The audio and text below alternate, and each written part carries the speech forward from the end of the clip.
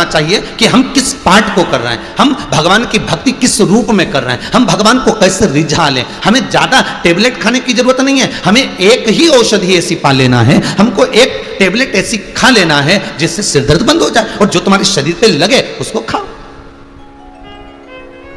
कई माताएं तो कहती हैं हमको ये दवाई सूट नहीं करती, डॉक्टर से भी बोल देती साहब हमको ये दवाई सूट नहीं करती, हम नहीं खा सकते, खाएंगे एसिडिटी होगी, खाएंगे ऐसा होगा। उसी तरह अगर आपका चित्त, आपकी वृत्ति, आपका मन 10 जगह पर नहीं लगता, साफ मना कर दो, मैं नहीं जा सकती, मेरा मन उधर नहीं लगता, मैं ये नहीं कर सकती, मेरा मन नहीं, पर मेरा मन शंकर के भजन में, मेरा मन राम के भजन में, मेरा मन कृष्ण के भजन में, मेरा मन भगवान की भक्ति में अगर रमा है तो उसको रमा।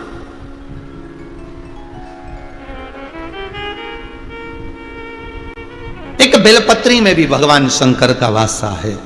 वो दिखने की बहुत छोटी सी होती है, 3 पत्तियों की होती है, पर उसके एक एक अंश में भगवान देव, अधिदेव, महादेव, ब्रह्मा, विष्णु, महेश और 64 योगनियां, देवियां सारी इस बेलपत्र के अंतर्गत विराजमान हो जाती है।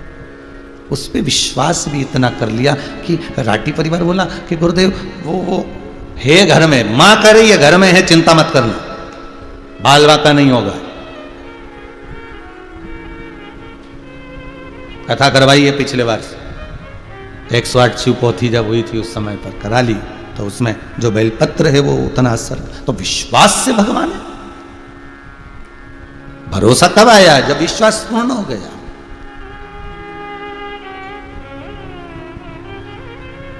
और जब भगवान सम्मुख में आता है तो यही आनंद दे जाता है। कई लोग कहते हैं महाराज भगवान को रिझाने के लिए हम बहुत प्रयास करते हैं, क्या भगवान रिझ जाता है? क्यों नहीं। लंका अधिपति रावण ने भगवान शंकर को रिझाया उस तरह से, हम नहीं रिझा सकते। हमने तो कह दिया रावण इतना बलवान था, उसके पास में सोने की लंका थी, वो ऐसा था, वो वैसा था, पर उसकी तप साधना भी तो देखो, उसकी तप साधना भी तो देखी जाए। जब गर्मी पड़ती थी तो गर्मी के 4 महीने चारों तरफ अग्नि को प्रकट करता था, और बीच में बैठकर अग्नि की लपट इतनी होती थी कि उसके सिर के ऊपर से वो अग्नि जाती थी, चारों तरफ अग्नि जलाकर तप करता था। बारिश आती थी, बाहर बैठकर तप करता था, ठंड पड़ती थी, पानी में डूबकर तप करता था। और जब इससे भी शंकर प्रसन्न नहीं हुए, देवताओं ने कहा भोलेनाथ उसने इतनी तप साधना कर ली, उसने इतना भजन कर लिया, और आप प्रसन्न नहीं हो रहे, आप प्रकट नहीं हो रहे। उसकी तप साधना से आप प्रसन्न नहीं हो रहे, उसकी तप साधना से आप प्रकट नहीं हो रहे।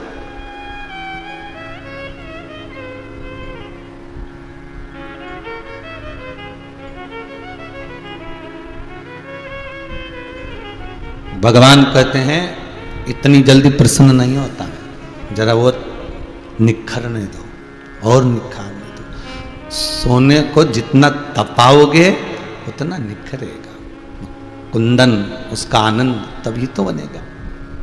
और एक बार अगर तप गया, एक बार अगर निखर गया, तो फिर उसमें कोई खोट नहीं रहेगा, और खोट नहीं रहेगा तो वो हॉलमार्क लगाकर बेचा जा सकता है कि ये कंपनी का है और इसकी गारंटी है, जितने में दिया गया उतने में लिया जा सकता है। पहले कोई गारंटी नहीं मिलती थी, पर आजकल गारंटी है हर चीज की, आप उतने में इसको वापस कर सकते हो, जितने का लेकर जा रहे हो उतने में प्राप्त वापस हो जाएगा। रावण को और तपाओ, और तपाया, जब तपता रहा रावण तो उसने विचार करा कि शिव प्रसन्न नहीं हो रहे, तो अपना शीश काट कर देना चालू कर दिया, और एक नहीं 9 शीश दब दे दिए। और 10वां शीश जब लंका का राजा रावण काट कर दे रहा था, 10वां शीश जब भगवान शिव को प्रदान कर रहा था, शंकर जी सामने प्रकट हो गए। रुक भाई, क्या चाहिए तुझे, बोल, इतना दे दिया तूने।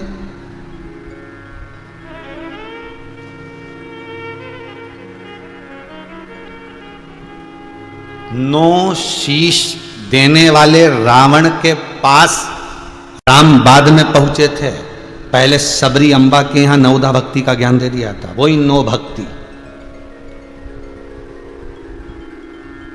वही 9 भक्ति।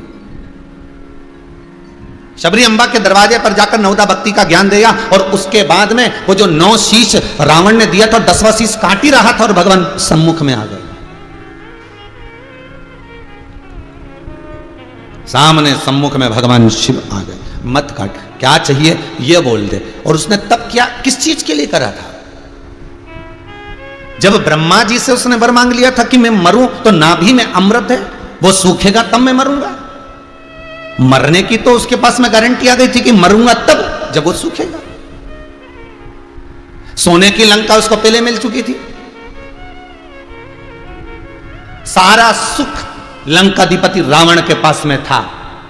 ऐसा कोई सुख नहीं था जो लंकाधिपति रावण के पास में नहीं होगा। जितने ग्रह थे रावण के यहां पर थे, जितने देवता थे रावण के यहां हाजिरी में आते थे।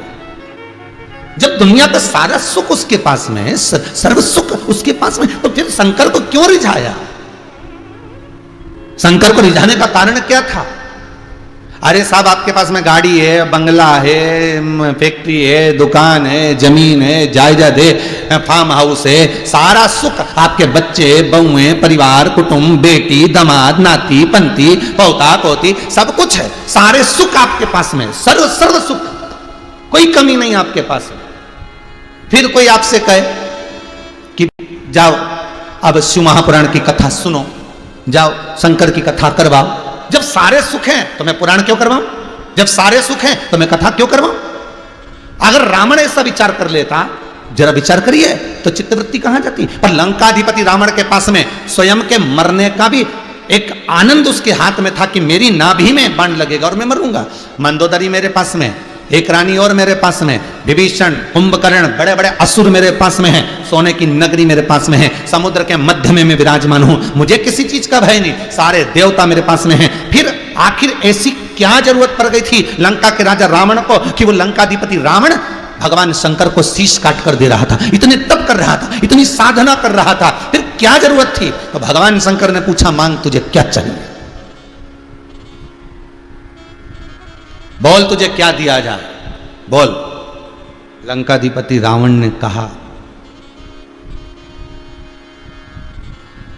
आपको कैलाश लेकर चलना, कैलाश से लंका लेकर चलना। देखिए कितनी सुंदर बात, आपको लंका लेकर चलना है।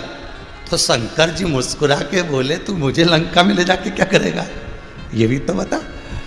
तो रावण कहता है, रोज रोज मैं आऊं और कैलाश पे आके आपकी स्तुति करूं, भजन करूं, कीर्तन करूं, आपको जल चढ़ाऊं, आपको दूध चढ़ाऊं, आपका पंचामृत चढ़ाऊं, आपका स्नान कराऊं, इससे अच्छा है कि आपको ही लंका ले जाऊं, घर में जहां तुम बैठोगे वहां बिठाऊंगा, जैसा कहोगे वैसा करूंगा, जैसा आप कहोगे वैसा रखूंगा, और सुबह से उठूं और मेरे देवाधिदेव महादेव का मैं मुख देखूंगा, बस मुझे आपको लंका में रखना। पर भगवान शंकर मुस्कुरा के बोले कि तू मुझे लंका ले जाना चाहता है, मना नहीं है, मैं चलूंगा, पर तूने इतना तप करा, शीश काट काट के दिए, तूने इतना घोर तप करा, कहीं पानी में डूब कर, कहीं अग्नि में बैठकर, तो केवल यही मांगने के लिए करा? तो रावण कहने लगा, और मुझे कुछ चाहिए ही नहीं, बस आप ही चाहिए, चलो। शंकर जी बोले, चलने को तो चलूं, पर जो पास में बैठी उससे तो पूछ ले।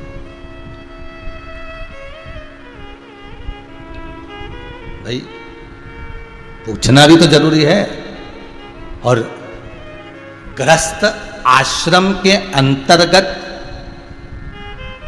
जब लड़का और लड़की की शादी होती है, ब्राह्मण वचन दिलवाता है, तो उसमें एक वचन होता है कि आप जो भी निर्णय लोगे उसमें मुझसे जरूर बात शेयर करोगे। ये निर्णय था।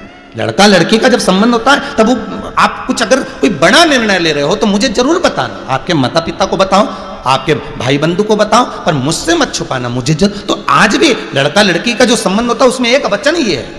तो शिव करे मैं जाने को तैयार हूं, पर पार्वती से पूछो, और आपके साथ में चलने को तैयार बैठा हूं, बिल्कुल चलूंगा आपके साथ में, और लंका चलूंगा, जरूर चलूंगा।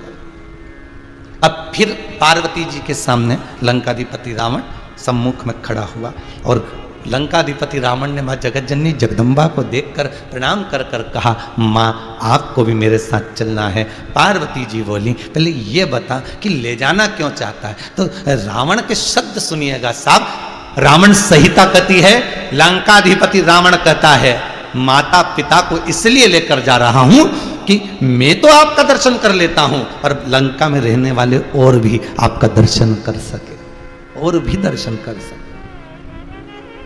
ये कथा सोमानी परिवार सूरत गुजरात से बैठकर करा रहा है।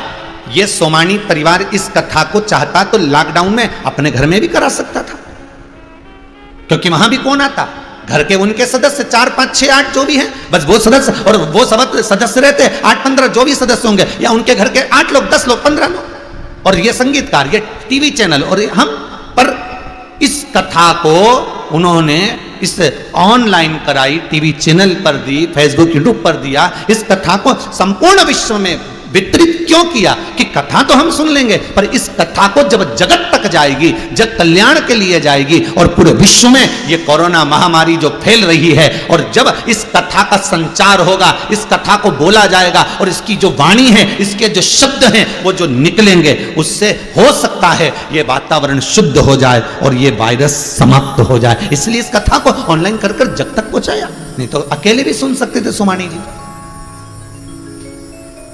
इस कथा को सोमानी परिवार अकेले भी श्रवण कर सकता था, इस कथा को स्वयं भी सुन सकता था, इस कथा को स्वयं श्रवण भी कर सकता था, पर उसने एक विचार करा कि नहीं, ऑनलाइन कराकर, जैसे राजगरिया परिवार ने इससे पहले कराया, ऐसे सोमानी कि इस कथा को वहां तक पहुंचाना है, इस कथा को वहां तक लेकर जाना है, इस कथा को जन कल्याण तक, जनहित तक पहुंचाना है। और जब सारी दुनिया कोरोना महामारी के अंतर्गत हृदय से टूट चुकी है, तब एक शंकर की ही कथा है कि शिव उसको साध सकता है।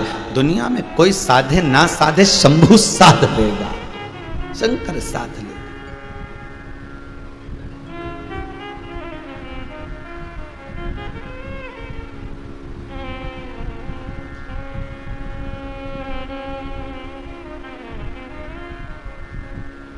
कल बालक पूछ रहा था, गुरुदेव मेरे साथ ही ऐसा क्यों होता कि गाड़ी लेके चला और कहीं ना कहीं थोड़ा ना थोड़ा उसमें कुछ हुआ। तो बाबा से कह देना, विश्वनाथ से कह देना, आटे में नमक, जब माँ रोटी बनाती है तो थोड़ा सा नमक डालती है। डालती क्यों है कि स्वाद आएगा, और माँ इतना सारा नमक डाल दे तो कोई रोटी खा सकेगा क्या? नहीं। भगवान से कह देना, बड़ी कृपा कर रखी है भोलेनाथ, हो सकता है कोई मेरा ग्रह ऐसा बन रहा होगा जिसमें मेरे कुछ दुख के, कुछ एक्सीडेंट आदि के क्रम होंगे, पर तेरी कृपा है, आटे में नमक के बराबर धीरे धीरे मेरे उस ग्रह को तू काटता रहता है। तेरी कृपा है ये, तेरी करुणा है ये। वो धीरे धीरे स्लो स्लो तो कहीं ना कहीं उस जो ग्रह आ रहा है, जो काल आ रहा है, उसको मेरा महाकाल धीरे धीरे कर कर उस ग्रह को काट रहा। तो उसको धन्यवाद देना, जैसे आटे में नमक डले और स्वाद आए तो ऐसा चल जाएगा, थोड़ा थोड़ा थोड़ा थोड़ा चल जाएगा, पर ज्यादा नहीं। आटे में नमक के बराबर झेल सकते, दुख सहन कर सकते, पर इतना मत तोड़ना कि तकलीफ हो। बाबा कृपा कर, और यही कृपा उसकी है। अगर थोड़ा बहुत तकलीफ आ रही है तो बाबा को धन्यवाद देना, ठीक है बाबा बड़ी कृपा, आपने प्रसाद दे दिया, बहुत कृपा करिए, संभलने का मौका दिया है, संभलने का मौका दिया। ये बाबा की कृपा है, ये बाबा की उदारता है।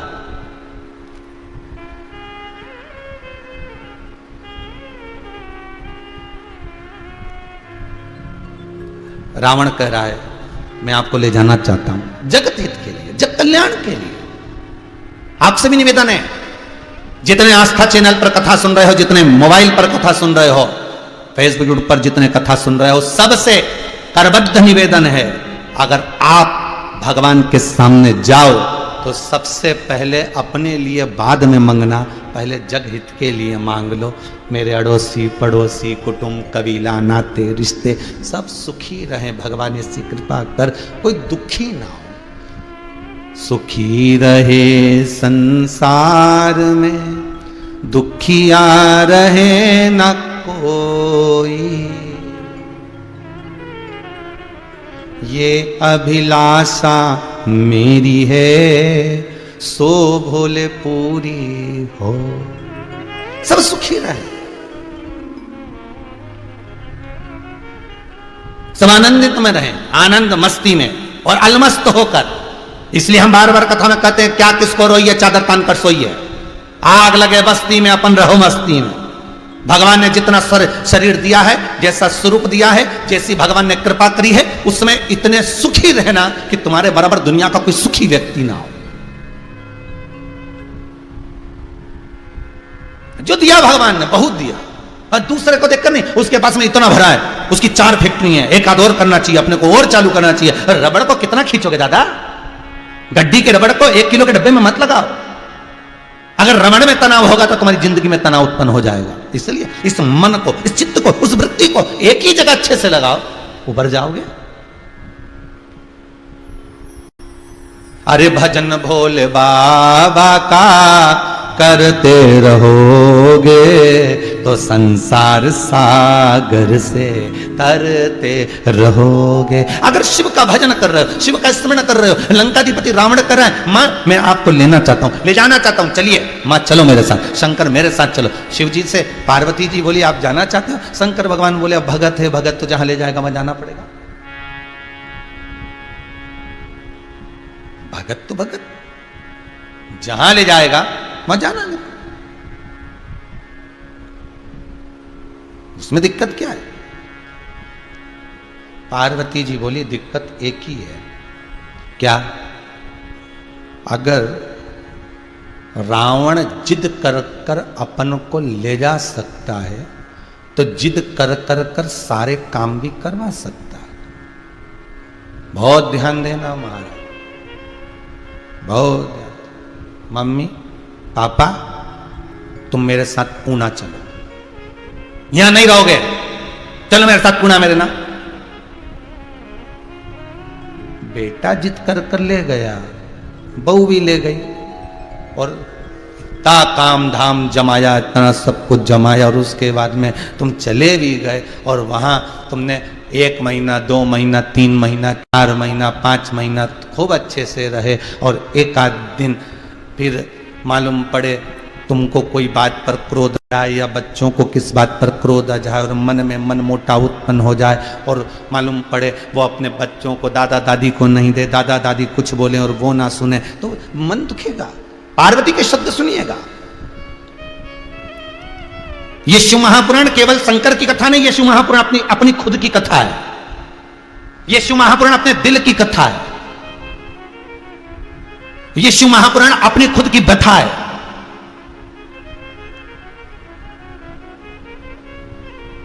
ये शंकर की कथा अपने ऊपर आधारित है, पूरी वेद व्यास जी लिखते हैं कि मान लो हम चले भी गए, शंकर पार्वती अगर लंका पहुंच भी गए तो लंका के रावण के अधीन तो हो गए ना। एक निवेदन, अगले साल की श्रावण की पहली कथा आपके यूट्यूब और फेसबुक पर डली हुई है, उसको निकाल कर सुनिएगा।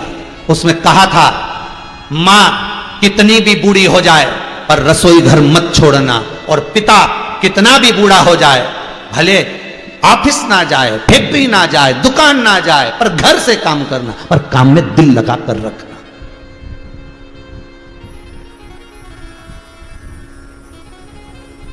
कितने भी बूढ़ी हो जाओ, रसोई घर मत छोड़ना।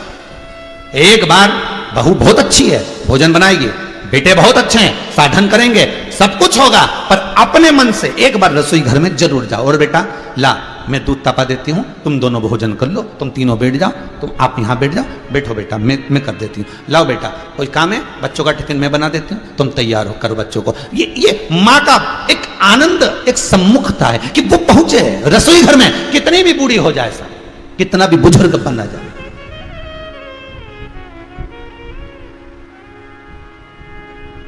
भले बहू ना कहे कि मम्मी आज आपने दाल अच्छी बनाई है, पर बहू का दिल जरूर कहता है कि मम्मी ने आज ये चीज अच्छी बनाई है, क्योंकि आज सबने अच्छे से खाई। बहू के मन में आ गया कि आज ये सामान अच्छा बना, क्योंकि सबने अच्छे से खाया तो बहू को समझ में आ गया। भले वो ना बोल रही हो, पर उसकी चित्तवृत्ति में रहेगा, सम्मान जरूर रहे, आदर जरूर। तो निवेदन है, शंकर और पार्वती की कथा कह रही है, संपूर्ण विश्व इस कथा को सुन रहा है, संपूर्ण विश्व कथा को सुन रहा है और इस कथा के रस तत्व को ग्रहण कर रहा है।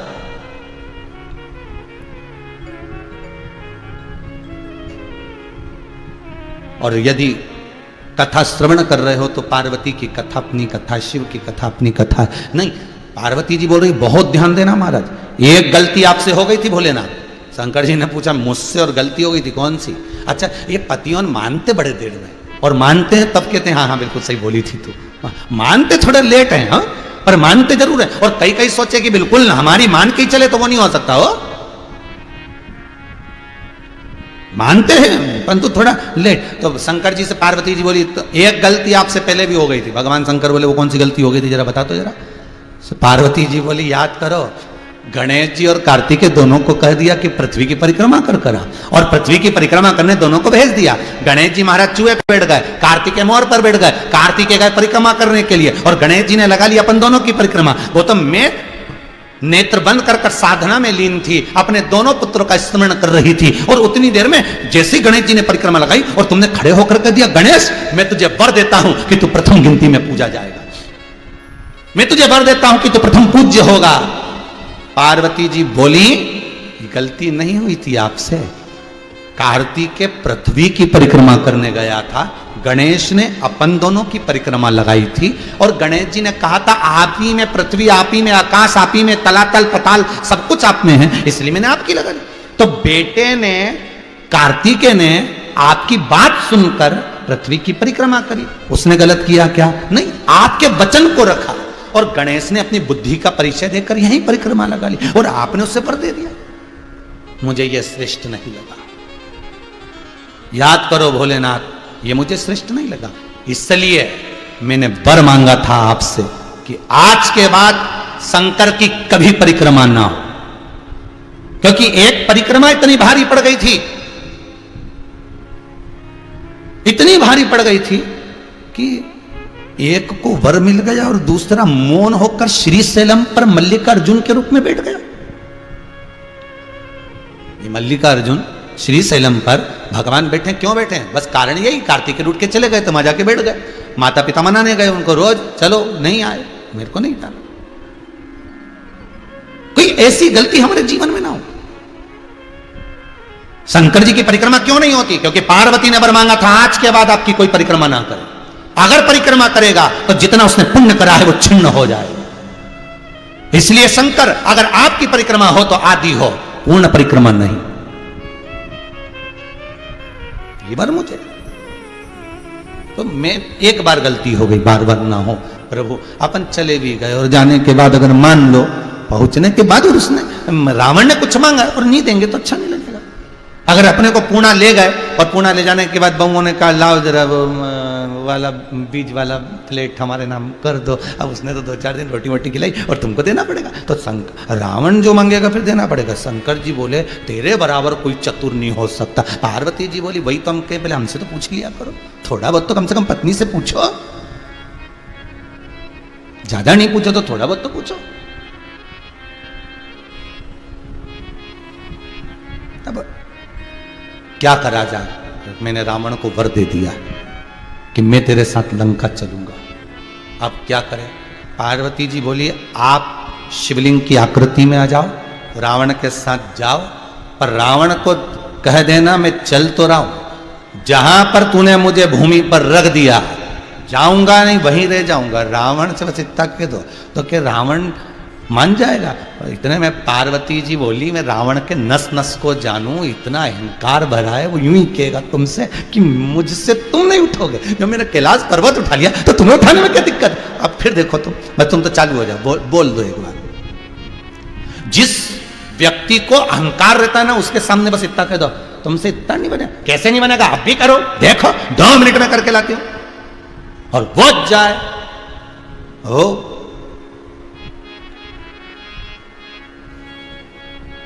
वो तुरंत करके आ जाए, बस चढ़ाना ही तो था। और रावण को चढ़ाने का तो क्रम था, बस चढ़ा दिया रावण को, और रावण को चढ़ाया। और शंकर जी ने कहा सुन लंकेश, लंकाधिपति रावण, मैं तेरे साथ लंका जाने को तैयार हूं, पर शर्त एक है। क्या? कि मुझे ले जाते अगर तूने बीच मार्ग में कहीं रख दिया तो मैं फिर चलूंगा नहीं, उठूंगा नहीं। रावण बोला प्रभु आप मुझसे नहीं उठोगे? भगवान बोले तो चल, तो कि पक्का चल। और जो लेके चले तो शंकर भगवान जाने से पहले पार्वती से बोले अगर ये ले गया तो? पार्वती जी बोली मैं भी तुम्हारी ही अर्धांगिनी हूं, चिंता मत करो। बीच रास्ते में, क्योंकि मैं जगदम्बा हूं, मैं जगदम्बा। और जगदम्बा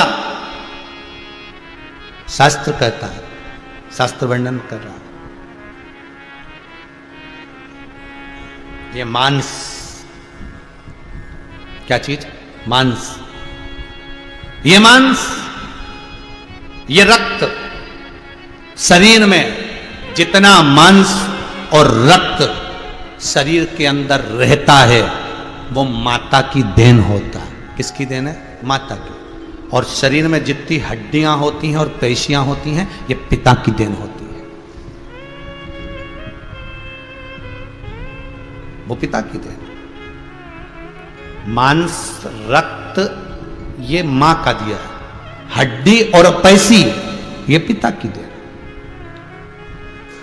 अगर मैं माता हूं और मैं जगदम्बा हूं, इसके शरीर में रक्त बनकर अगर मैं संचरित हो रही हूं तो इसको बीच मार्ग में चलते चलते रक्त का प्रभाव इतना कर दूंगी कि इसको लघु शंका लगेगी। लघु शंका लगेगी तो पत्थर शिवलिंग नीचे रखेगा तो फिर आगे तुम्हारी मर्जी, उठना ही मत। बस अब इतना तो मैं कर रही हूं और आगे तो तुम्हें देखना पड़ेगा ना, साधना तो पड़ेगा। इतना काम बस मैंने कर दिया, बहुत है इतना, अब आगे तुम करो। शिव जी बोले ठीक है, और शंकर चल दिया। फिर शंकर जी जाते जाते पार्वती से बोले आ जाना। पार्वती जी बोले तुम चलो तो। और चलते चलते चलते चलते और चितवन में पहुंचे और वहां रावण को लघु शंका लगी तो उसने भगवान शिव को भूमि पर रखा और रखा तो फिर उठाया आकर तो उठा नहीं। रावण ने मन में सोचा उठ नहीं रहा, उठाया फिर उठाया, उठा नहीं। आखिरी में रावण जान गया कि ये जाने वाले नहीं है, मैं ही फंस गया बीच में, मैंने गलती कर दी जो ऐसा बोल दिया हाँ चलेगा, अगर तो ये तो गड़बड़ी हो गई। रावण ने सोचा अगर ये मेरे यहाँ नहीं जाएंगे तो मैं कहीं नहीं रहने दूंगा, इन्हें जमीन में दबा दूंगा। और रावण ने अपना अंगूठा लगाया और अंगूठा लगाकर रावण ने शिवलिंग को जमीन में धसाया। वो भूमि में शिवलिंग धस गया, थोड़ा सा भाग, मात्र 4, 8 और ये 3 उंगल, बस इसको मिला लो, इतना बड़ा शिवलिंग ऊपर रह गया, बाकी का सब जमीन में धस गया। और जिस अंगूठे से दबाया था इसलिए शिवलिंग पर आज भी अंगूठे का निशान, वही इस भारत की भूमि का वैद्यनाथ भगवान है, वही इस भारत की भूमि का वैद्यनाथ भगवान। आज भी वैद्यनाथ भगवान के ऊपर अंगूठे का निशान है। रावण जब धकाया था पूरा शिवलिंग नीचे चला गया था, बस केवल 11 उंगल बचे, उतना शिवलिंग। और फिर उसने प्रयास करा, फिर दबा, तब नहीं दबा, वापिस चल दिया, वापिस।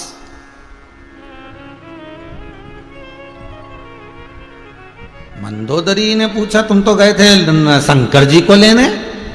अच्छा ये पत्नियां जो होती ना, ये पति के आनंद भी खूब लेती है, ये कहीं के जाए नहीं कि तुम तो भी झगड़ा करके गए थे वापिस कैसे आ गए, और तुम तो कह रहे थे कि अभी आऊंगा ही नहीं, तो कैसे आ गए, कैसे?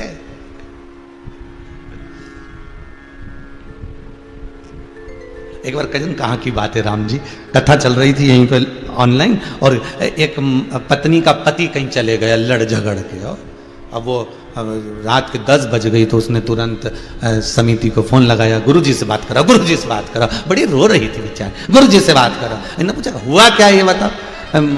पति से झगड़ा हो गया था, वो ना जाने कहाँ चले गए, सुबह 11 बजे के गए, अभी तक ठिकाने नहीं है, तो अब ना जाने कहाँ, सब दूर फोन लगा लिया, सब दूर ढूंढ लिया, और इनका भी मोबाइल बंद आ रहा है और बहुत दुख हो रहा है, मैं क्यों झगड़ा कर ली। हमने कहा ठीक है, वो तो अब जो होना था तो हुआ, और तुम कहाँ कहाँ ढूंढ ली, सब दूर ढूंढ ली। छत पे गई थी, बस वहां नहीं गई, चली जा। ऊपर जाए, फ्लाइट मोड पे मोबाइल कर लिया था उसने और गेम खेल रहा था। गेम उसने वापस फोन करा, गुरुजी को धन्यवाद देना, मिल गया। मिल गया।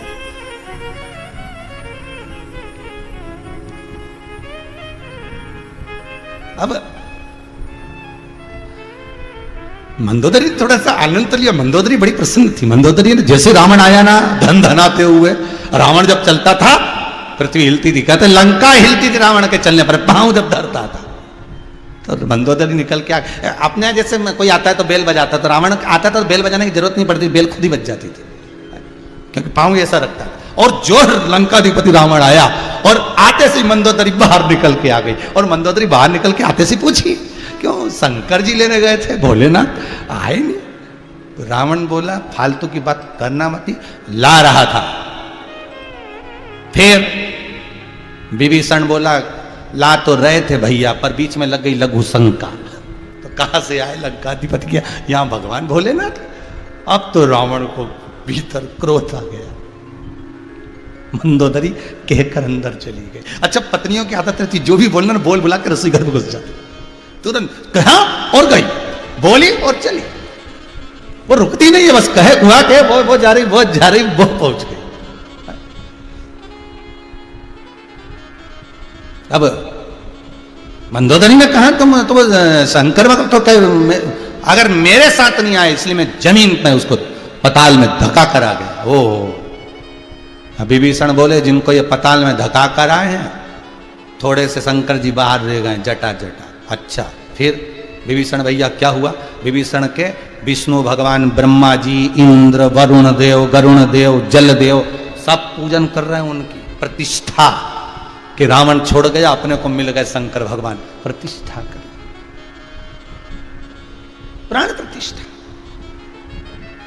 पूरी दुनिया में 12 ज्योतिर्लिंग में से एक ज्योतिर्लिंग ऐसा है, बाबा बैद्यनाथ, बाबा धाम बैजनाथ जी, जिनकी प्राण प्रतिष्ठा किसी एक ने नहीं, जिनकी प्राण प्रतिष्ठा ब्रह्मा, विष्णु, इंद्र, वायुदेव, जलदेव, गरुण देव, 33 कोटि देवताओं ने एक साथ मिलकर करी। 33 कोटि देवता जिसकी स्थापना करे, वो बाबा बैजनाथ धाम, वो बाबा धाम। सच क्या? शिव को पाना कोई सरल है क्या? शंकर को बस वाणी की शुद्धता हो, आपके हृदय की शुद्धता हो। कहते हैं वस्त्र कौन कलर का है उससे मतलब नहीं होगा। भगवान को पाने के लिए वस्त्र चेंज करने की जरूरत नहीं, मन को चेंज करना पड़े, मन बदलना पड़े, भगवान मिल जाए। और कोई कहे कि लड्डू से मिलेगा, पेड़े से मिलेगा, घी से मिलेगा, जल से मिलेगा, दूध से मिलेगा, नहीं। भगवान को पाने के लिए निर्मल मन सो मोहि पावा, मोहि छल छिद्र कपट ना भावा। मुझे ये कपट नहीं भा सकता, मुझे तो निर्मल चित्त चाहिए, निर्मल मन चाहिए। भगवान कहते मुझे बस अपना मन दे, अपनी वृत्ति दे। कोई किसी रूप में, कोई किसी रूप में पाता ही है। किसी ना किसी रूप में हम भगवान को प्राप्त कर सकते हैं।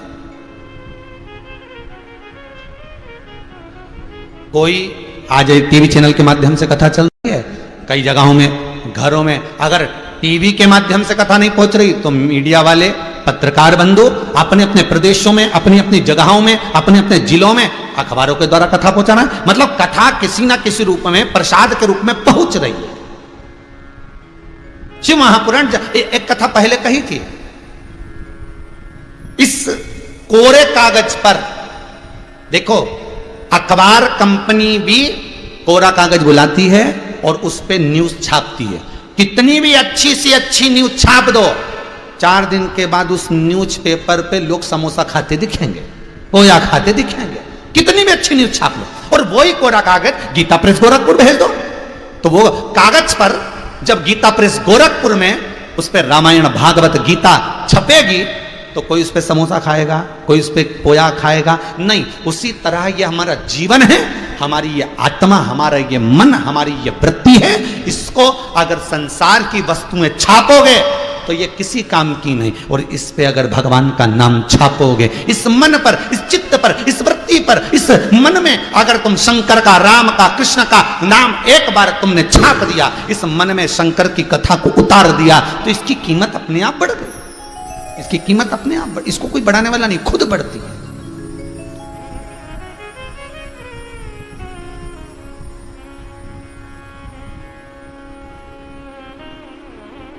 इसकी कीमत बढ़ाना है तो भगवत भजन को हृदय में उतारना है। भगवत भजन,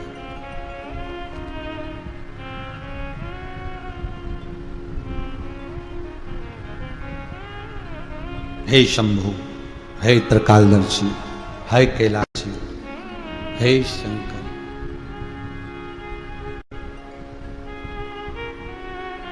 हे शंभु। दूसरा कोई है ही नहीं।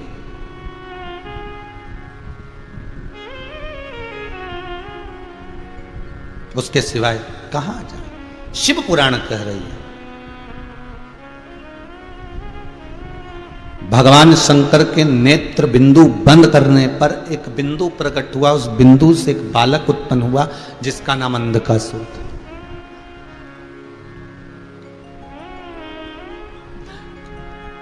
अंधकासुर अंधा नहीं था हो, नहीं तो कई लोग कह देते महाराज इसका नाम अंधकासुर रखा मतलब ये अंधा था क्या?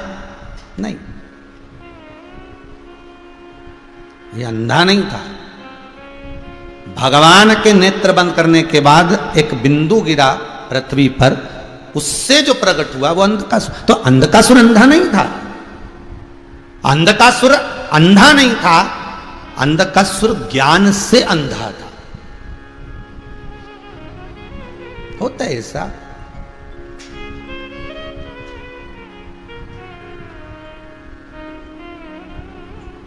कई लोगों को ज्ञान से, एक लड़के की शादी हुई, पत्नी के घर गया पहली बार ससुराल, तो थोड़ा सा उसको ध्यान नहीं होगा, पहली बार ससुराल गया था, तो पत्नी के सामने उसकी सहेलियों ने और पत्नी की बहनों ने उसके सामने पूड़ी भजिया सब्जी सब ला के रख दी और रखी, और उसने खाना, भूख तो उसको बहुत तेज लग रही थी, और खाना जो चालू करा तो इतनी बड़ी बड़ी पूड़ी थी, तो पति ने सोचा अभी इतनी बड़ी पूड़ी है, भूख बहुत तेज लग रही है, तो इसने पहले क्या करा कि ईमानदारी से जीने के लिए थोड़ा सावधानी से तो पूड़ी के टुकड़े कर लिए, तो उसमें से उसने एक पूड़ी में से 2 टुकड़े करो और आधा ही टुकड़ा उठाए और सब्जी समेत खा जाए।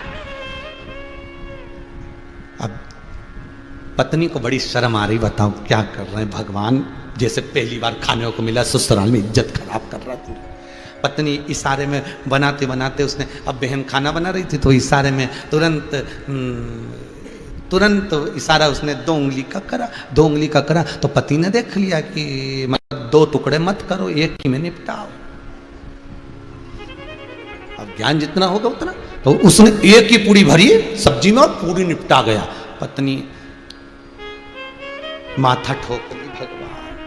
पति ने सोचा ऐसे नहीं खाना है, पहले पूरी को लेना है, माथे से ठोकना है, फिर सब्जी मिलाना, फिर खाना। तो उसने पूरी को लिया, सब्जी में भिड़ाया और माथे से ठोका, फिर खा गया।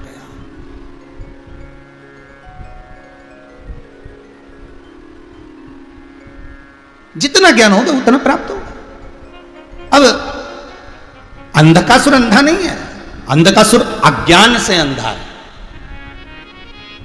भगवान शंकर ने कहा पार्वती फेंक दे इसको समुद्र के अंदर। पार्वती कहती आपके द्वारा प्रकट है, वह आपका पुत्र है, ये मेरा पुत्र है। पार्वती जिसको गोदी में लेकर पुत्र कहती है, स्नेह करती है, लाड़ लड़ाती है, वात्सल्यता रखती है। और पार्वती मैया से शंकर जी ने कहकर उसको समुद्र में फेंकवा दिया। समुद्र में फेंका, हिरण्याक्ष ने उसको पकड़ लिया, पाल पोस कर बड़ा करा। एक दिन हिरण्याक्ष मर गया, बरहा उतार हुआ भगवान का और हिरण्याक्ष मारा गया। अंधकासुर ने कहा मैं तप करने जा रहा हूं, पानी में बैठकर अंधकासुर ने तप करा, ब्रह्मदेव से वर मांगा, मुझे वर दो मेरे प्राण ना छूटे। ब्रह्मा जी ने कहा जन्म लिया है तो मरना तो पड़ेगा, निश्चित है, अगर जन्म हुआ है तो मरोगे। ये गारंटी नहीं है कि मरोगे ही नहीं हो, बस इतना जरूर है कि अगर मृत्यु लोक में जन्म लिया है तो सत्कर्म कर कर फिर जाना, तो भगवान के चरणों में कम से कम मुख तो दिखा सकोगे। अपना चेहरा परमात्मा को भी दिखाना है साहब।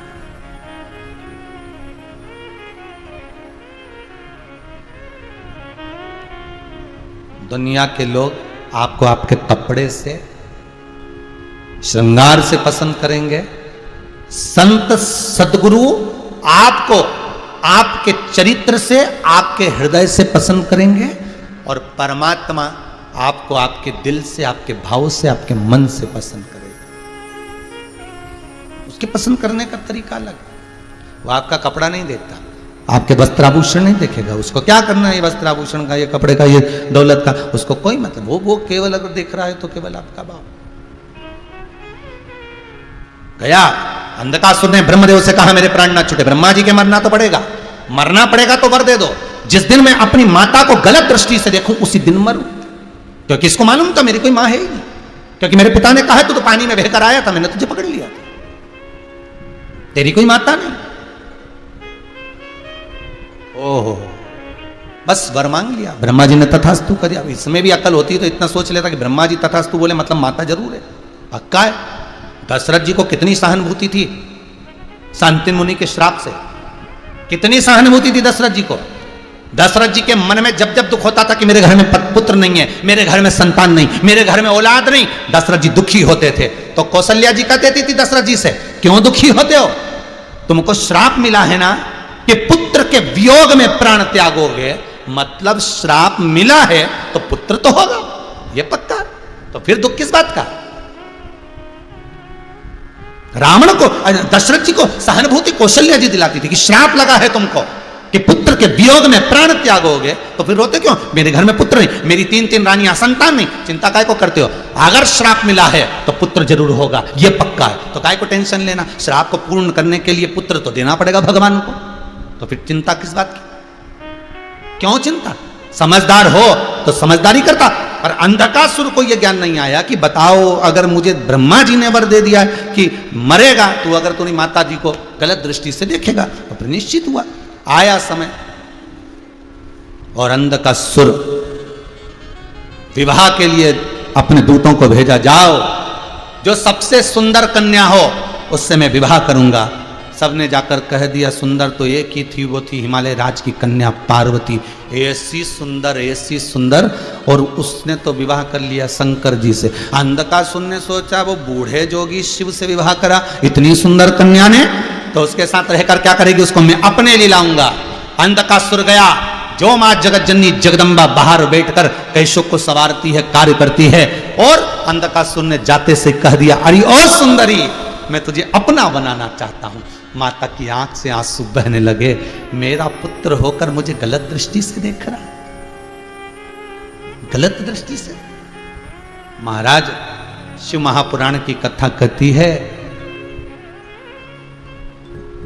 दुनिया में मां एक ऐसी होती है कि बेटा छाती पर लात भी मारता है तो भी मां दुआ ही देती है, बद्दुआ नहीं देती, बद्दुआ नहीं देगी।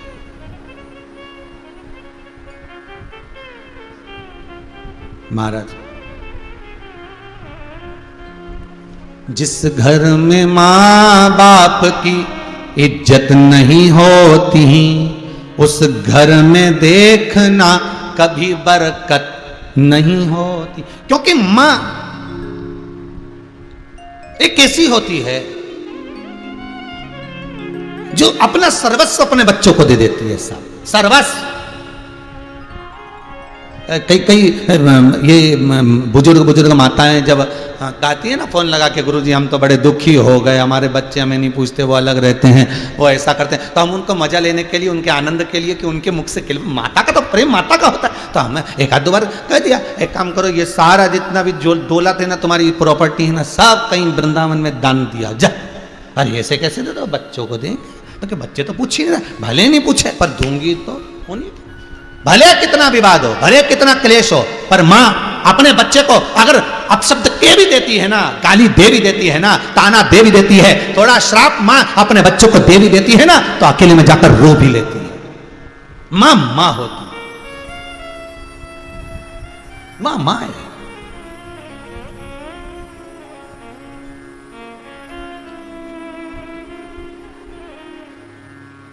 वो कहे माई के दुधवन जैसन कहो मिठाई ना मिलई, माई के दुधवन जैसन कहो मिठाई ना मिलई, सब कुछ मिल जाता है दुनिया में माई ना मिलई, सब कुछ मिल जाता है दुनिया में माई ना मिले, खुद गीले में सोती है तुझे सूखे सुलाती, खुद भूखी रह जाती है तुझे निवला खिलाती, माई के आशीष जैसन कहू आशीष ना मिलई, सब कुछ मिल जाता है दुनिया में माई ना मिलई। दुनिया में सब मिल सकता है, ठाट बाट संपदा दौलत धन सत्ता सब मिलेगा, पर मां नहीं। पहचान लो, जान लीजिए।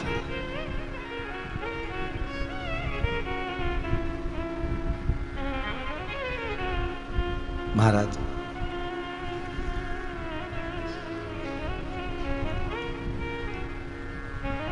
एक मैसेज पढ़ा था, शायद आपने भी पढ़ा होगा।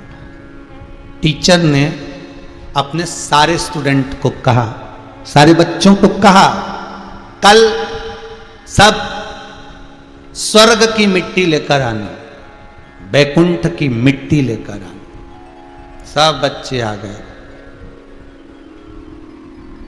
टीचर ने पूछा आप लाए हो? नो। आप लाए? नहीं नहीं नहीं। एक बच्चा बैठा था, आप लाए हो? उसने पुड़िया खोली, मिट्टी दे दी।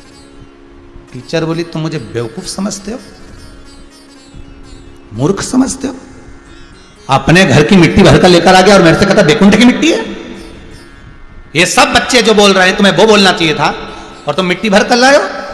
बच्चा कहता है टीचर, मिस, मैडम, ये स्वर्ग की मिट्टी है। स्वर्ग गया था तू? नहीं। तो फिर मिट्टी कहां से आई? बच्चा कहता है मेरी मां के चरणों में सारी दुनिया का स्वर्ग है। उस माता के चरण की मैं मिट्टी लेकर आया हूं, तो ये स्वर्ग की ही तो मिट्टी है, ये वैकुंठ की ही तो मिट्टी है। महाराज आज अंधकासुर की बुद्धि देखो कितनी अंधी हो गई, इसलिए इसको अंधकासुर कहा गया है, बुद्धि से अंधा हो गया। बुद्धि कितनी अंधी हो गई।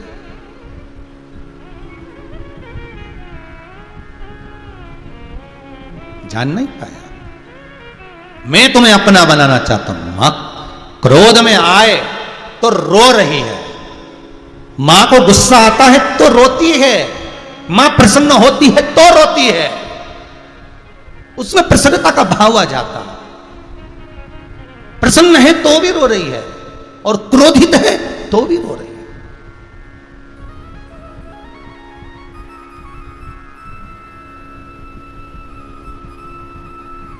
सोमानी जी के यहां कल भाभी जी सोमानी जी के यहां से बोल रही थी, गुरुदेव 7 दिन कहां चले गए मालूम नहीं पड़ा, नैनों में जल भर रहा था। अर्थात जब बहुत प्रसन्नता भी होती है ना, कुछ मन की मनोकामना जब पूर्ण होती है ना, जब हृदय से शिव को याद किया जाता है कि यह मेरा शंकर, ये मेरा शंभु, ये त्रिकालदर्शी, ये कैलाशी ने मेरी सुन ली। और कहाँ 2023 में कथा मिल रही थी, कहाँ बाबा ने कृपा कर कर इतनी जल्दी करुणा कर दी। मतलब शंकर ने सुन लिया तो प्रसन्नता के भी नेत्र से अश्रु बह रहे थे। नेत्रश्रु प्रसन्नता के बह रहे थे। कितनी कृपा करी होगी साहब। फिर निवेदन करूंगा, जितने कथा श्रवण कर रहे हैं उनसे भी, जितने लोग पहले करवा चुके हैं और करवा रहे हैं उनसे भी, कहीं बाबा ने कृपा करी होगी, इसलिए ये शिव महापुराण की कथा हो रही होगी। कुछ उसकी कृपा जरूर है साहब, उसकी करुणा जरूर है, उसकी दया जरूर है, बहुत कृपा।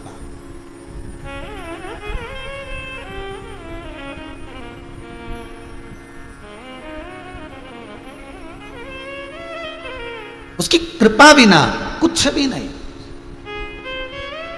सोमानी जी, इस कथा के बाद में अगली कथा जो है वो 30 तारीख से है, उसको मॉरिशस वाले करा रहे हैं ऑनलाइन। उनका शब्द केवल इतना सा था, जब आशीष जी के पास उनने बुकिंग कराई मॉरिशस से, समीर जी के पास, तो उनका शब्द एक था कि इस कथा ने जो मुझे दिया है मैं शायद भूल नहीं सकती। इसलिए अब विदेश में रहने वाले, उनका विदेशी कल्चर और मॉरिशस में रहकर कथा का रसपान करा देना।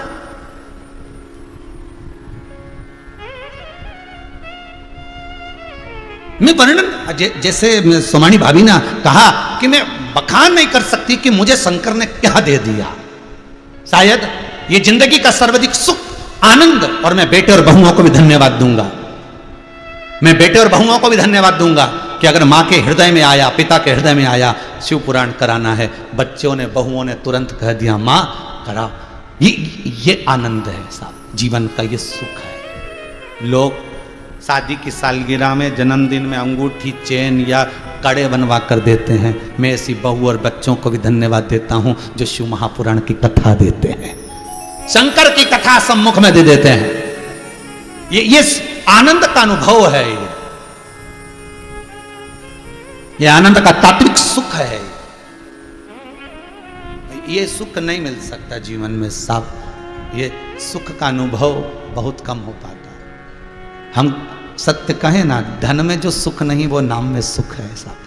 7 दिन कथा का जो रसतत्व आपने ग्रहण किया है ना, हर पल पल में आपको लगेगा मेरा शंभू बैठा है, मेरा शंकर है, मेरे सामने है, उसका प्रतिबिंब मैं देख रहा हूँ, उसके प्रतिबिंब को मैं देख रही हूँ। वो पंचामृत स्नान में भी सामने विराजा हुआ है, वो कथा के एक एक शब्द में, एक एक अक्षर में छुपा हुआ है। उसको पहचान, उसको जान।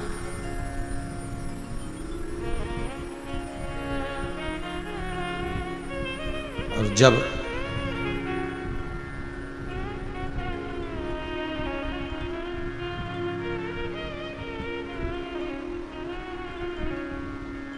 महाराज उसकी शरणागति, अंधकासुर जान नहीं पाया, पहचान नहीं पाया कि मैंने माता को गलत दृष्टि से देख लिया। मां रो रही थी, शिव आ गए। शंकर ने देखा कि यह अंधकासुर पार्वती को अपशब्द कह रहा है, मां को गले लगाना था तो अपशब्द कह रहा है। शिव ने वहीं पर बटुक भैरव को प्रकट कर लिया। काल भैरव प्रकट करा था ब्रह्मा जी का सिर काटने के लिए, बटुक भैरव प्रकट करा था अंधकासुर का सिर काटने के लिए।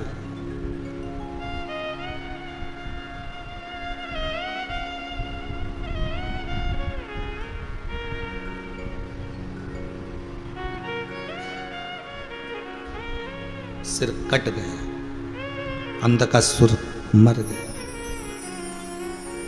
चित्तवृत्ति शिव के चरणों में छोड़ गया।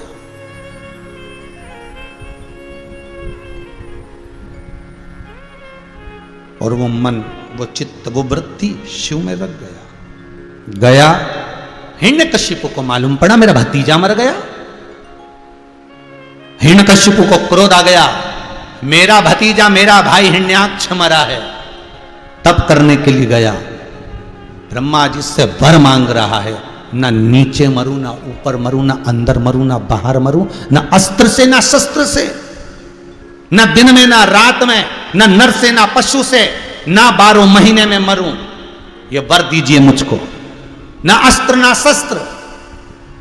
ब्रह्मा जी तथस्तु कह दिए। हिरण्यकशिपु जब घर गया तो उसकी पत्नी नहीं थी। पूछा कहां गई? इंद्र ले गए। इंद्र क्या गए? तो पूछा इंद्र कहां है मेरी पत्नी? इंद्र कहता तुम्हारी पत्नी को देवऋषि नारद ले गए। नारद जी क्यों लेकर गए? पता नहीं। नारद से पूछा मेरी पत्नी कहां है? नारद जी कह रहे हैं अपने बच्चे को दूध पिला रही है, अपने बालक को दूध पिला रही है, स्तनपान करा रही है। अंदर जाकर देखा, पत्नी को लिया। ये कौन? मेरा पुत्र। पुत्र? हाँ, लेकर गए। देवऋषि नारद जब बालक जा रहा था, नारद जी ने कहा इसका नाम प्रहलाद है, तुम्हें याद है?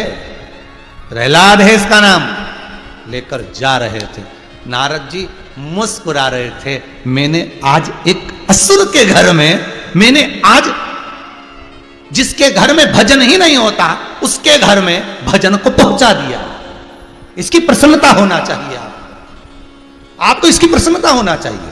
ये कई लोग छोटे छोटे शिव महापुराण के जो उपाय या शिव महापुराण की कुछ कुछ कथाएं दुनिया के लोग काट काट के अपने अपने उस मोबाइल से सबके पास में भेजते रहते हैं कि शंकर की ये कथा सुनो, शंकर का ये अनुमोदन सुनो, शिव महापुराण का ये दृष्टांत सुनो, शंकर का ये आनंद सुनो। कई लोग एक दूसरे को मोबाइल में भेजते रहते हैं कि शंकर की यह कथा का रसास्वादन करो, ये संवाद सुनो, ये कथा सुनो। अर्थात केवल वो चरित्र नहीं भेज रहे हो आप शिव महापुराण की, वो कथा नहीं भेज रहे हो आप किसी के घर में जहां भजन नहीं होता, जहां कथा नहीं होती, जहां सत्संग नहीं होता, उसके मोबाइल पर जान करके आप जो कथा भेज रहे हो, समझ लेना उसको आप थोड़ा सा भजन का एक बीज रोपित कर रहे हो, आप सत्संग का एक बीज वहां प्रकट कर रहे हो, जिससे उसके हृदय में शंकर के प्रति, भजन के प्रति, स्मरण के प्रति कुछ प्रकटता उत्पन्न हो जाए, कुछ प्रकट। सुनो तो मेरा मन कर रहा है, आप थोड़ी देर 5 मिनट कथा सुनोगे। मैं अभी आई, मैं वॉशरूम जा रही हूं, तुम कथा सुन के मुझे बता देना कि कथा में आगे महाराज जी ने क्या कहा। मतलब पति को लगा गई काम से, खुद चली गई बाथरूम में, बाथरूम से ही तो रसोई घर में चली गई, उसको कथा सुनाई दे रही है और वो अपने काम में लगी, उनको लगा कर गई कि थोड़ी सी तो सुन लो, थोड़ा सा बहुत है उतना, बहुत। छोड़ दिया काम। आते से पूछा क्या बता रहे थे? हाँ बोल रहे थे कि ऐसा ऐसा ऐसा, बस इतना तो मैंने सुन लिया था, पर बोल अच्छा रहे थे। पत्नी, रस लग गया, थोड़ा सा रस लगा तो चित्त लगेगा, चित्त लगा तो महादेव मिलेगा जरूर, ये पक्का है। चित्त वृत्ति में रम गया, थोड़ा सा लगा, थोड़ा सा। और जब थोड़ा सा वो रस, थोड़ा सा तात्विक सुख, शिव महापुराण का वो आनंद, वो सुख एक बार अगर रम जाता है, लग जाता है, तो जीवन आनंदित हो जाता है। वो मिल गया। सुन लो मेरे श्याम सलोना, तुमने ही मुझ पर कर दिया टोना, मेरी टूटे ना भजन की लड़ी, बिहारी जी में कब से खड़ी, तेरी अखियां हैं जादू भरी, त्रिपुरारी जी में कब से खड़ी, तेरी तुम सा ठाकुर और न पाया, तुमसे ही मैंने नेहा लड़ाया, नेहा लड़ाया, मेरी बिहारी जी में कब से खड़ी, मेरी अखियां तुम्हीं से लड़ी, बिहारी जी में कब से खड़ी, तेरी अखियां हैं जादू भरी, त्रिपुरारी जी में कब से खड़ी। प्रभु मिल गया। मैंने एक बीज भक्ति का बो दिया। नारद जी कहते अब तो पानी डालना रह गया, पौधा अपने आप लग जाएगा, केवल पानी डालना रह गया। अब पानी कौन डालेगा? तो क्या पानी वही डालेगा जिसने। तुम तो जाते जाते जाते जाते, अभी आम का सीजन चल रहा है, अभी बेल फल का सीजन चल रहा है। बेल पत्री के फल में से बेल खाओ, उसके बीजे को निकाल कर सुखा कर रख लो। आम खाओ, आम की गुठली अपने पास में रख लो। जब गाड़ी से निकल कर जाओ, जहां जंगल मिले वहां पर गुठली फेंकते फेंकते, बीज फेंकते फेंकते जाओ। पौधा लगेगा, जल बो देगा, आओगे कभी वो पौधा कंप्लीट मिल जाएगा। तुम्हारा काम है तुम तो बीज डालो, तुम्हारा काम है तुम तो दे दो उसको, फिर पानी बो देगा। नारद जी कह रहे हैं मैंने प्रहलाद जब गर्भ में था, माता को इतना ज्ञान दिया है, प्रहलाद की माता को, हिरण्यकशिपु की पत्नी को इतना ज्ञान दिया कि इसके गर्भ से जो बालक निकला उसने आते सी भगवान के नाम का एहलाद करा, वो प्रहलाद हो गया। और वो जो भेजा है हिरण्यकशिपु के घर में, बस अब कुछ नहीं करना। एक आम का पौधा लग गया, सारा घर उसी को खाएगा पक्का। थोड़ा किसी को खट्टा लगेगा कि कोई अचार डाल के खाएगा, कोई पक जाएगा तब खाएगा, पर खाए ये पक्का। कोई मुरब्बा भी डाल ले, कोई अचार भी डाल ले। भजन का तो यही आनंद है कि कोई को भजन में आनंद आता है, किसी को दृष्टांत में आनंद आता है, किसी को कथा में आनंद आता है। ये अपनी सोच है, ये अपनी बुद्धि है, ये अपना चित्त, अपनी वृत्ति। दयालु दातार की कथा के लिए शंकर स्वयं देवऋषि नारद ने एक बीज ऐसा रोपित कर दिया, धर्म का, सत्संग का, संकीर्तन का ऐसा बीज रोपित करा है कि हिरण्यकशिपु उस बालक को जब लेकर चला, बड़ा हुआ, गुरुकुल पढ़ने के लिए भेजा उसको, और जब विद्याध्ययन के लिए भेजा है उसको, पर जिसको गर्भ का ज्ञान हो उसको दूसरे ज्ञान की जरूरत ही नहीं पड़ती। आप अच्छा दीजिए, अच्छा मिलेगा,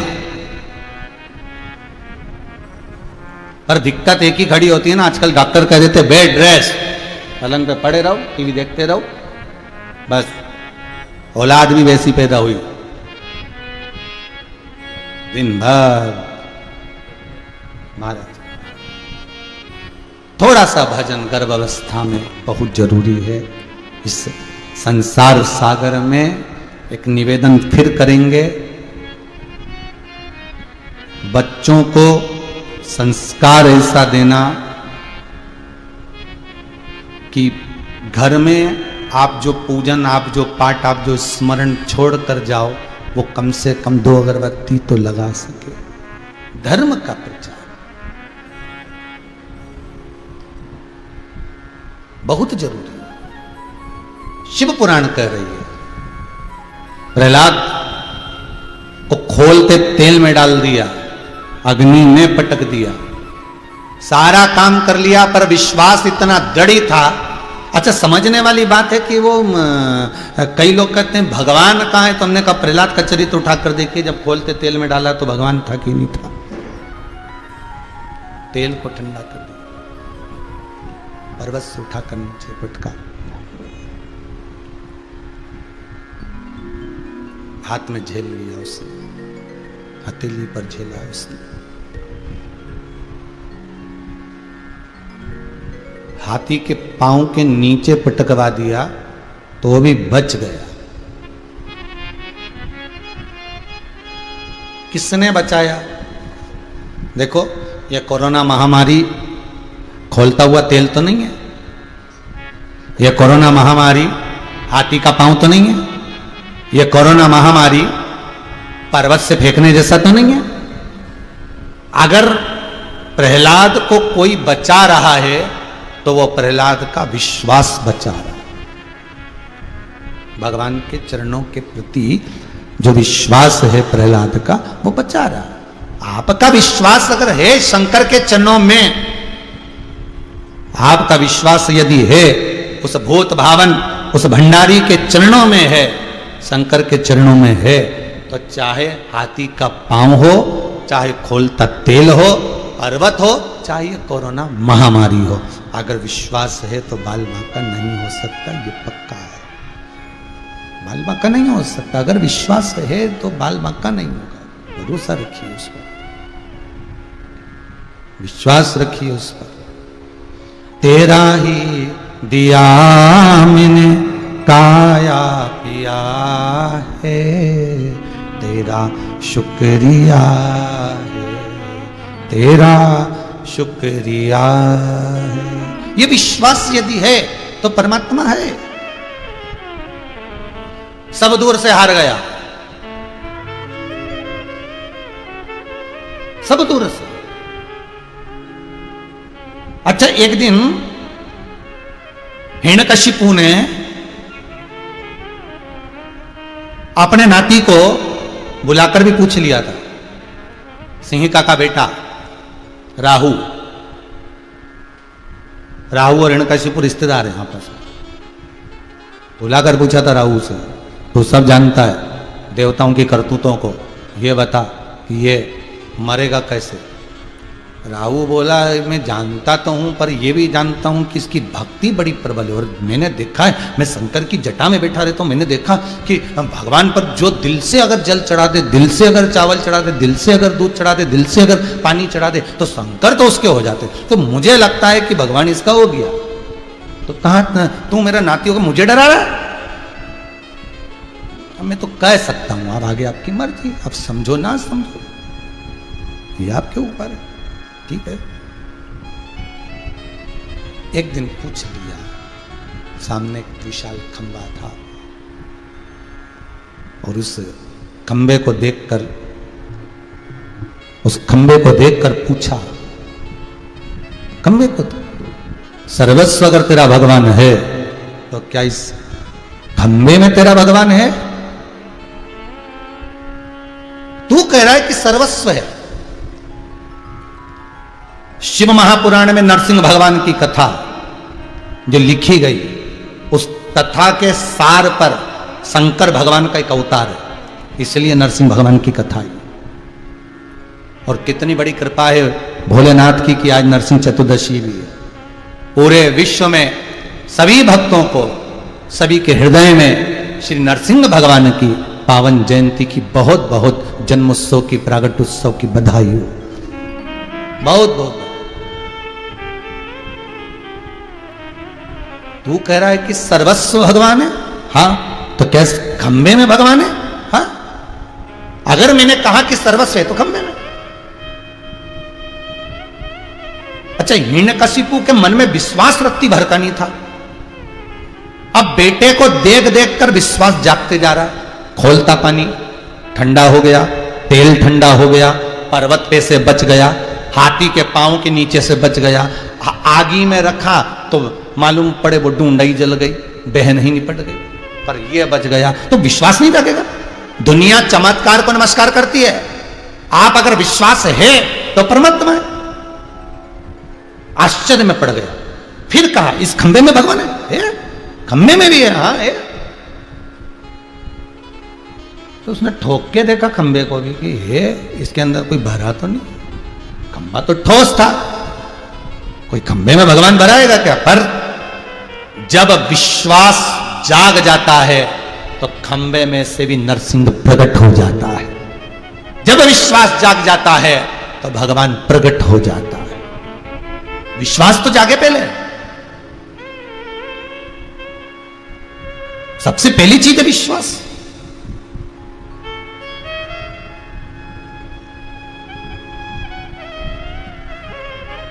और जब विश्वास जाग गया, जब विश्वास पूर्ण हो गया, तब भगवान प्रकट हो गए।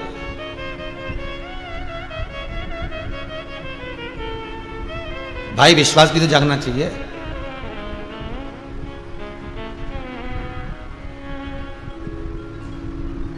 संकल्प छोड़ रहे हैं, हाथ में फूल और पानी देकर पंडित जी ने कहा, परमात्मा का ध्यान करो, जिसकी पूजन कर रहे हो, शंकर जी की।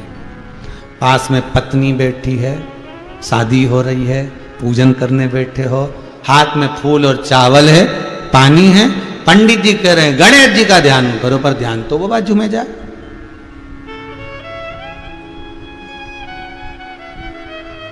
फिर पंडित जी ने कहा नवग्रह देवता का ध्यान करो, फिर वो दोस्तों में जाए।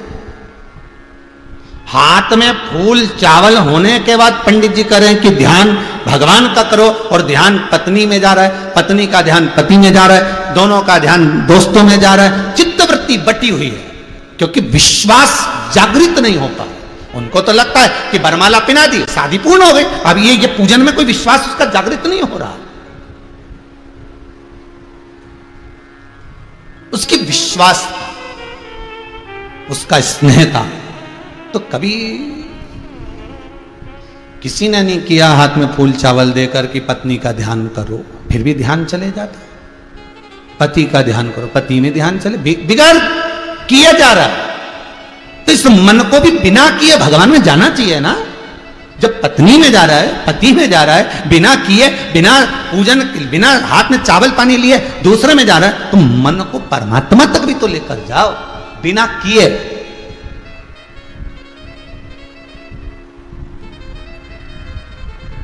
मन में ये विचार। अब आज कथा का विराम दिवस हो जाएगा, अब अगली कथा कब आएगी? 30 तारीख से। 30 तारीख से कथा आएगी। जब तक विचार कर लेना, मैं श्री शिवाय नमस्तुभ्यं का जाप करूंगा। वो भले कोई बोले चाहे ना बोले, पर मन में विश्वास ले लो।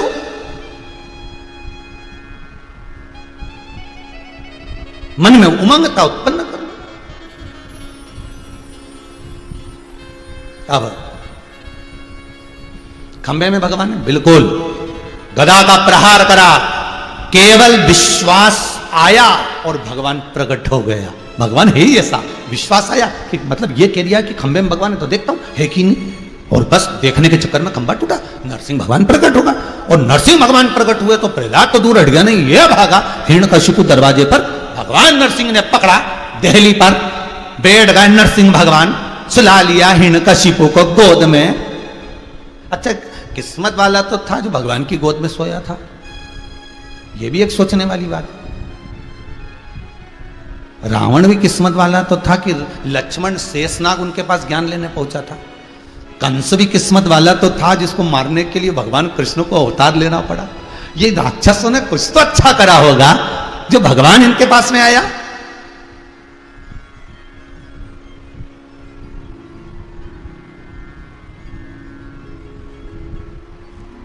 अब गोदी में हिरण्यकशिपु, देख ना नीचे मरे ना ऊपर, ना अस्त्र से ना शस्त्र से नक से फाड़ूंगा, ना दिन में ना रात में, शाम के समय पर मारूंगा।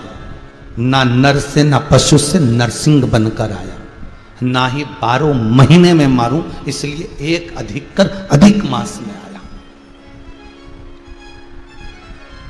आज ही नरसिंह चतुर्दशी का ही दिन था, शाम का समय था, इसलिए आज भी सास बहुओं से कहती है शाम पड़े देली पे मत बैठ, क्योंकि कभी कभी शौक चलता है। अपन बहुत दिन हो गए दुल्हन बने हुए तो दुल्हन बनने का शौक होता है, दूल्हा बने हुए बहुत दिन हो गए तो दूल्हा बनने का शौक होता है। एक आध दिन नरसिंह भगवान बनने का शौक आ गया तो भगवान के, तो भगवान ने कहा देली पे जो बैठा उसी निपटाऊंगा।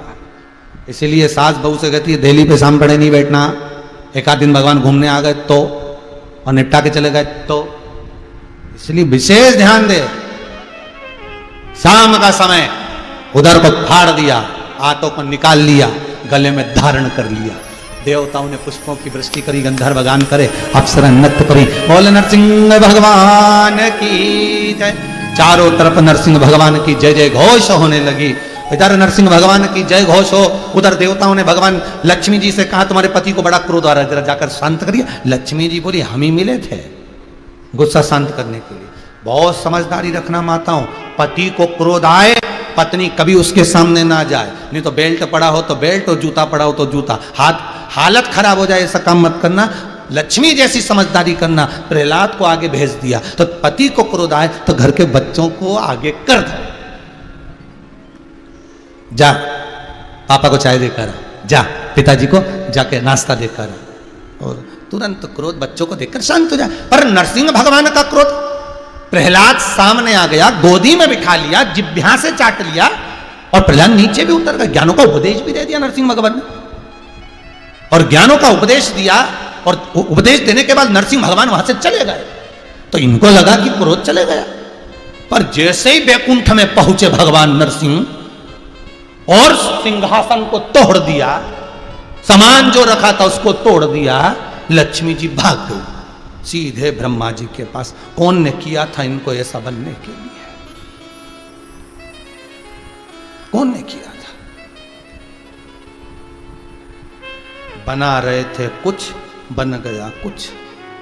चीन वाले भी कुछ और बना रहे थे, बन गया वायरस। बना रहे थे कुछ, अब ये शांति नहीं हो रहा, अब आफत करके रखी है। इतना क्रोध नरसिंह भगवान का, इतना क्रोध, वैकुंठ तोड़ दिया, पूरा वैकुंठ तोड़ दिया। ब्रह्मा जी से लक्ष्मी जी बोली इनको हुआ क्या है? ब्रह्मा जी बोले गुस्सा है। लक्ष्मी जी बोली हमें ढूंढते ढूंढते यहीं आ रहे हैं। भगवान ब्रह्मा जी बोले सही में? हाँ। सरस्वती को बुलाकर भगवान ब्रह्मा जी ने कहा लक्ष्मी को वापिस वैकुंठ छोड़िए, वापिस। सरस्वती जी बोली हम तो जाए नहीं दादा, बीच में फाड़ देंगे, बहुत गुस्सा आ रहा है। और आए ब्रह्मलोक में, ब्रह्मलोक थर थर कांपने लगा।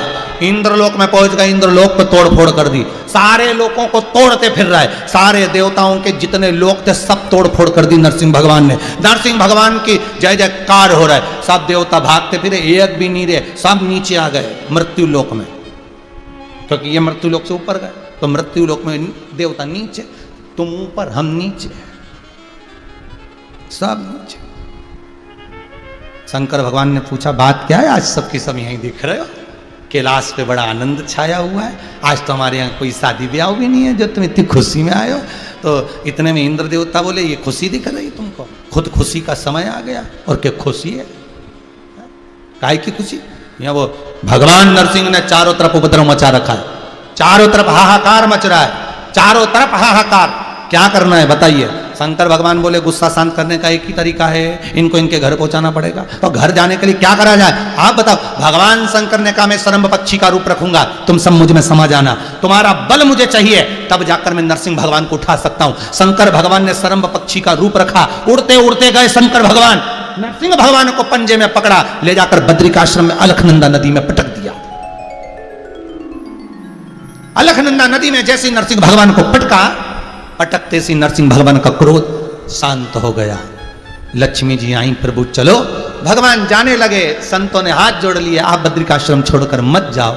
नरसिंह भगवान कहने लगे मैं एक शिला के रूप में रहूंगा। आज भी नरसिंह शिला बद्रीनाथ जी में तापकुंड के सामने नीचे आप देखेंगे अलखनंदा नदी में तो एक शिला नजर आएगी जिसका नाम है नरसिंह शिला। नरसिंह भगवान चले गए, शिला के रूप में रह गए, छोड़ गए वो नरसिंह शिला। भगवान शिव का एक नाम हो गया श्रंभेश्वर महादेव। क्या नाम पड़ा है? श्रंभेश्वर महादेव। भगवान शंकर श्रंभेश्वर महादेव के रूप में विराजमान हो गए। शिव महापुराण की कथा कहती है जिस व्यक्ति को क्रोध आता हो या घर में क्लेश मचा होता हो, घर में जरा जरा सी बात में अगर क्रोध आता हो तो एक लोटा जल कलश में जल लेकर श्रंभेश्वर महादेव का नाम लेकर शंकर के ऊपर जो जलाधारी होती है उसमें उस जल को डाल दो, शंकर के ऊपर बूंद बूंद वो पानी गिरने दो, घर में शीतलता, शांति और प्रेम बढ़ता है। श्रंभेश्वर महादेव।